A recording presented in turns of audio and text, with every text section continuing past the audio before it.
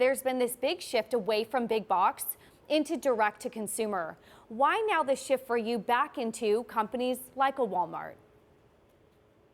Yeah, well, thanks so much for having me. And I think that this transition is really everywhere. I think for Modern Fertility, it's a bit more straightforward. I think for the new fertility essentials that we launched 3 months ago that went live into 1,500 Walmart stores about 2 weeks ago, pregnancy testing was one of those products. And today, about 85% of pregnancy tests are bought on retail aisles. And so for us and just building a direct-to-consumer company, it's really meeting women where they are. And so retail is just an essential part of that strategy. So I think for every company, it's a bit different. But for us, this just was an essential part of the next phase of our strategy. And browsing through the website, I was seeing a lot, of course, on your staple product, the hormone fertility product. And then, of course, as you just mentioned, out in some stores, pregnancy and an ovulation test. I'm curious why the expansion at this moment? Yeah, so, we started the company as a fertility information company. We felt like the conversation around fertility was very reactive as opposed to proactive. So with our flagship product, the Modern Fertility Hormone Test, we basically took the exact same laboratory test that women would typically do in an infertility clinic if they were having trouble getting pregnant. And we took those out of the clinic and made them accessible to women earlier in life at a fraction of the cost in a really easy to access format, a finger prick.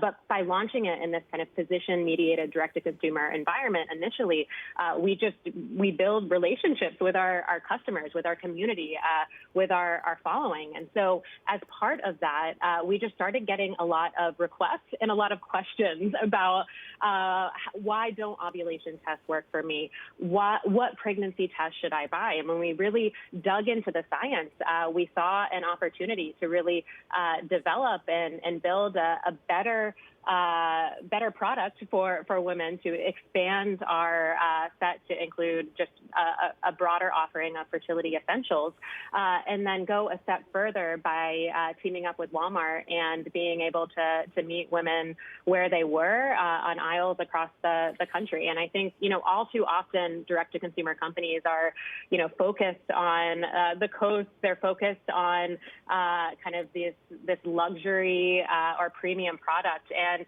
honestly, fertility information is often seen in that same construct. And so in starting Modern Fertility, it was really breaking down these barriers and bringing fertility information to the masses, believing that fertility is a right, not a luxury.